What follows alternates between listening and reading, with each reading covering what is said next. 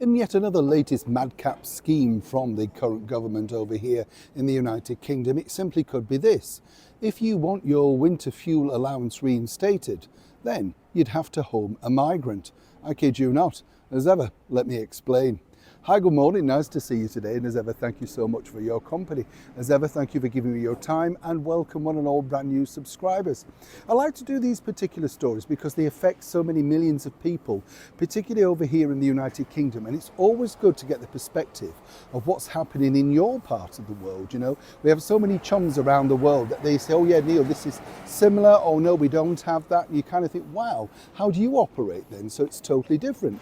Over here in the United Kingdom, recently it was announced that the winter fuel allowance, which they promised not to get rid of, well, the current British government, led by Sir Keir Starmer, had a change of heart the moment that they got into power and are ripping away the annual winter fuel allowance. This is for the over 60s. Now, yes, there's certain reforms needed, but the way that you have to fill in the questionnaire, which are 54 questions long, and you have to print it off on your own, it's online, nobody to assist you at all. How many genuinely, all of us, me included, know how to do all of that without some assistance? There is none. And this has been now the bigger problem. And also the problem has simply been that it's dogged the current Labour Party conference, because this is seen as a terrible situation to put our most vulnerable in. But they're ploughing ahead, while of course they're welcoming migrants at a record level since they took to power, placing them all in 4- and 5-star hotels with meals and of course wonderful accommodation, plus spending money and mobile phones, whatever they print on the Home Office website. These migrants are boasting literally in your face while out and about shopping in your neighbourhood without paying for food, because they know they can steal it and there's no recourse. That's simply because they chucked all their documentation inside the English Channel.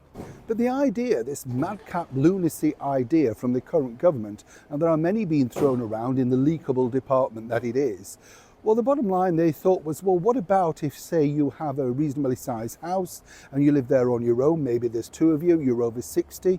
If you could accommodate a migrant during the winter months, that would reduce their massive daily hotel bill, which they're paying out for. And as a sweetener, perhaps offer you back the winter fuel allowance payment.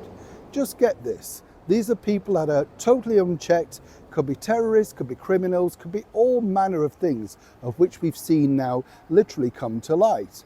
These are the madcap schemes that they're trying to think of. My suggestion would be, swallow some pride and simply just give it back to the people. It's a drop in the ocean to what you're spending and giving away on all, of course, the illegals that are now crossing the English Channel on literally a daily basis, because you got rid of the Rwanda deal and there's simply no deterrent. Many people around the world, of course, are enjoying other stronger political parties, like the Prime Minister of Italy. Basically, if you turn up there and you're illegal, you'll be sent back to your own country within minutes. That's the way to deal with it. But of course, over here, many see us as very much a soft touch. But the soft touch always starts at home with the most vulnerable. Now, I ask you, if you live in the United Kingdom, would you now welcome a migrant in just for the return of your winter fuel allowance? I'd love to know your thoughts on that. Neil Shawn in the very heart of London.